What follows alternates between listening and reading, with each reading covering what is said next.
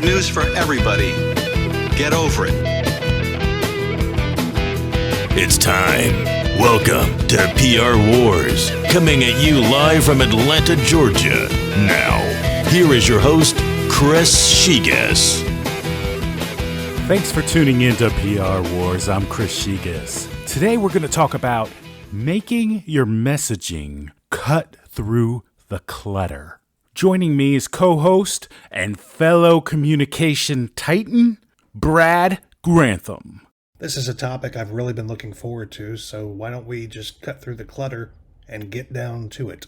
And our special guest today is Sean O'Leary. He's a vice president at Susan Davis International out of Washington, D.C. One focus for Sean is the tech sector. And let's be honest, there's a lot of cluttered messaging in tech today. Sean, thanks for joining us. I appreciate you being here with Brad and I on PR Wars. We're talking today a little bit about tech and tech PR. And one of the things, it's such a crowded marketplace, both consumer tech, software, hardware, B2B tech. Talk a little bit about messaging. So when you approach a client in the tech space, how do you start to get them to cut through the clutter with their messaging? Yep. So that's a great question, because a lot of the times when I'm speaking with tech companies, they are, and for good reason, they're focused on what they're able to do, and they're really focused on the tech aspect of whatever their technology is. And I've talked about this before, but like the word solution, right? It seems like everyone wants to use the word solution, especially being here in Washington, D.C. I feel like there's 1,000 companies with solutions in their name. So that does not help you stand out. Yeah, no kidding. I mean, I'll give you this. The word solution is a huge pet peeve of mine. And I was at the trade show back when we used to have trade shows, if you remember there. And and I actually walked down a whole aisle in a trade show row, and every booth explained themselves as providing solutions, business solutions. And I made it to the end of the row, and I turned around and I looked back at all the trade show booths and realized I didn't understand what any of these companies did. Not one of them, right? It's such a generic word, and it's such an easy way out for a communicator.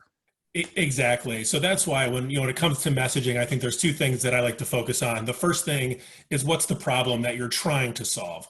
Don't just jump to the solution piece. Message what that problem is, because I think that's the easiest way to come across to potential customers who hear, I have that problem. I'm interested in listening to them.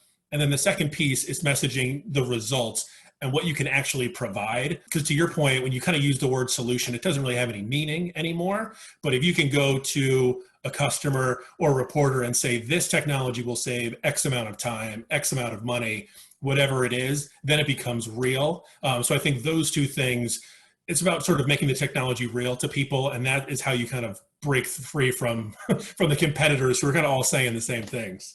So let's talk about, messaging the problem, messaging the results, especially in the environment that we find ourselves in now. We had to cut through the clutter before. Now it's even more so than ever. When you're advising a client and saying, all right, we're going to message the problem and the results, we're going to do it in this format. Do you add any extra steps now that you didn't do before to cut through the clutter? Yeah, I mean, I think that there's two things. One, which I think is really interesting, is that in terms of figuring out what the problem is, I think a lot of times these tech companies know what the problem is, but they're not focused on what the problem is. So just as an example, usually when I start with a client, I have them kind of give a background on sort of their solution, right? And as they start talking, I can hear what the problem is, but they're not hearing it. So I think it's part of, being on this side as being on the PR side, there are things that you hear that you're like, wait a minute, that's a problem that would apply elsewhere that they might not be thinking about. So a lot of the times it's an old trick I used to use as a reporter, right? Just ask a lot of open-ended questions and you usually get to the answer. So a lot of times when I'm dealing, especially with like product folks who are really focused on the product, just the more they talk, you kind of hear little things that they say that kind of come across, and that makes sense. And then from a results perspective, and again, this kind of goes back to being a reporter, I would kind of put myself in the shoes of a reporter and like, what result am I going to care about? Like if I'm writing a story, what am I going to put in that first or second paragraph? And a lot of the times it really gets down to, like I said, it's like time saved, money saved. It's like, what are those things that make you stand out and how can you quantify it? because I think a lot of times that quantification doesn't happen. So let me take a step back. Again, in this environment, when you're working with that client, do you say, I want to do, in addition to the pitch, Mm-hmm. I want to create a video that explains this easily and cuts through the clutter in 30 seconds or less? Or, what are those types of content that you may be looking to do in addition to what you used to do before? Yep. So I would say in addition, video I think is a great one. I think the important thing with video, like you said, is making sure that they're short videos that you can share via social media. Because I think a lot of times companies want to do videos and they end up being like these 3 to 4 minute, magnum opuses that don't really resonate when someone's flipping on Twitter. So it's kind of like, what are those, like, what's the 30 to 60-second video, you can put together. And especially right now, because of COVID, there's so many of these virtual events and webinars. So how are you going to be able to get your message across quickly and effectively for someone who's, sitting at home and listening as opposed to being in person? What I really like to hear that you were talking about focusing on the problem, and it really forces you to be thinking more about your customer instead of just talking about yourself, that a lot of companies fall into. You don't want to be that boring guy at the party who just talks about himself all day and nobody really cares, right? I would think for you on the agency side, and admittedly lots of people inside a corporation, they start drinking their own Kool-Aid, and they start with their own vocabulary and their own language of how they talk about what they do. So that must be a challenge for you to get them to stop talking about themselves so much and put them in the mind of the customer. And I think what I heard you say, which is really interesting, is to break down some of those barriers, you start by asking questions, right? Instead of just being the know-it-all to tell them what to do. Exactly. It goes back to my reporter days. The more that someone talks, the more they're going to tell you, which seems pretty basic. But that's sort of the first step, is to figure that out. And I would say the second thing in terms of sort of like breaking through the clutter is figuring out sort of like what people are already talking about, whether it's in the media, whether it's in sort of the, the area that you're in, and kind of figuring out what those news hooks are that you can kind of play off of. For example, being in DC, for companies that are trying to sell to the government, it's like, what piece of policy, what legislation is out there talking about what's related to your technology? And then that could be your problem that you talk about. Another challenge, especially when you're dealing with technical products or services, is finding the right audience. Right. So sometimes you have a very technical type of audience, but you'll lose the larger consumer press media. And sometimes you have messaging that is pretty high level, 30,000 feet. Right. Well, what's some of the things that go through your mind when you're deciding on the level of technical information to provide in tech PR? Yeah, I would actually say I think the biggest driving factor for me is the level of technical expertise that the spokesperson has. For example, we have one client where when we're talking about those big umbrella issues, that's when I put the CEO out there. That's when I put a director out there to talk about it. But if we are talking to a more technical trade and we have somebody, whether it's AI, whether it's automation, if they can get into the nitty gritty about it, then that's who I want to put forward, and I want to hit those trades. So that's sort of my driving, is I kind of try to build it around the spokespeople, because if you have a real technical spokesperson trying to talk to a broad audience, it doesn't work. Just like vice versa, a CEO talking to a very niche trade audience also might not make sense. We have seen this year, budgets being cut all over the place, especially with events, trade shows, and those types of things. What have you seen done well in the absence of those events? I mean, is there something that stood out to you and said, you know what, that client really did a good job? And if so, what did they do?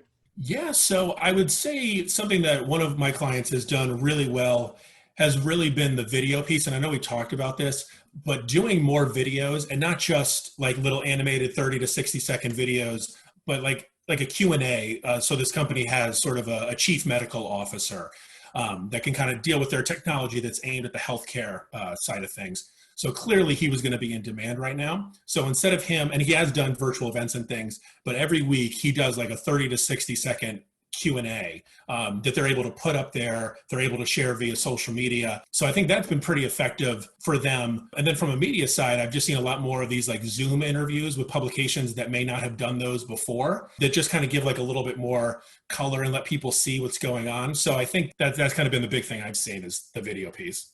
And to that, I think we've seen a shift, like you just pointed out, whereas 5, 10 years ago, or even a year or two ago, it may not have been acceptable to do a Zoom video on broadcast, cable, what have you. It's now the norm. I mean, we're recording this podcast right now via Zoom, which again, a year ago would have been unthinkable.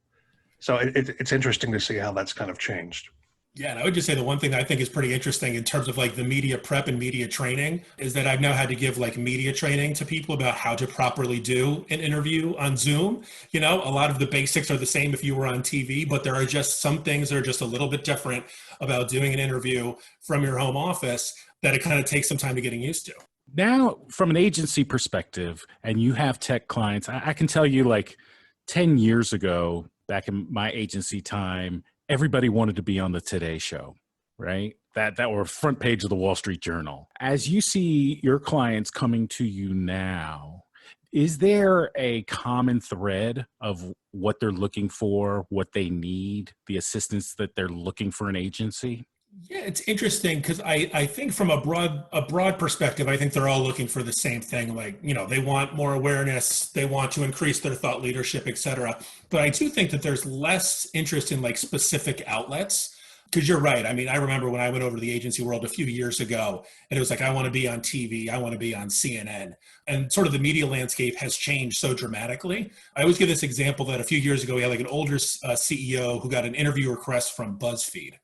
And at first, he didn't want to do it because all he knew about BuzzFeed, was like the listicles and the GIFs. So we basically had to say, like, they have this many million followers, they have this many million visitors. This is the absolute perfect place for you to be interviewed. And then he did the interview, the story ran, and obviously his tune changed. But I think it's more about like, how can I reach the audience I want to reach? Because not only are there more outlets, but there's sort of like more fractured outlets out there too. Like if you want to hit like the healthcare, there are a zillion healthcare trades out there. You got to figure out which one makes the most sense for you. So I think it's the top level goals are the same. I think how you get there, I think I have a little bit more freedom on the PR side to say, this is the path you should be taking to get there, as opposed to kind of be beholden to a CEO who's obsessed with the Today Show or something. So Sean, obviously with the advent of COVID-19, things have changed and we've discussed that a little bit. But from your perspective, how are you pitching during this time? What are the most effective pitches? How are you cutting through everything? Yeah, I think the biggest thing is right now, just about every story that every reporter is writing right now is going to be affected by COVID in some form or fashion, whether it's you're talking to employees, businesses, consumers, et cetera. You always have to be thinking about what the pandemic and COVID, what that impact is. So if you can draw pretty much a straight line between your technology or your messaging or what you're doing and how it can help COVID-19, you are going to get on the radars of reporters. And I'll just mention one company is actually I work with is doing contact tracing. So you can just think about how important that is and how many different angles that you can take from that. So just from that alone, there are so many questions we can answer. Great. Thank you. Here at PR Wars, we offer communication solutions for your business. Just kidding. We got to get better than that. All right, Sean. Well, I appreciate your time. Thank you so much for joining us. Thank you so much for having me on. Appreciate it. You can tune into a new episode of PR Wars every Sunday night at 8 p.m. Eastern. On behalf of the entire PR Wars team, thank you to Brad Grantham and Sean O'Leary, Vice President at Susan Davis International. Do me a favor. This week, identify the problem that your product or service solves for your customer. Now go get them.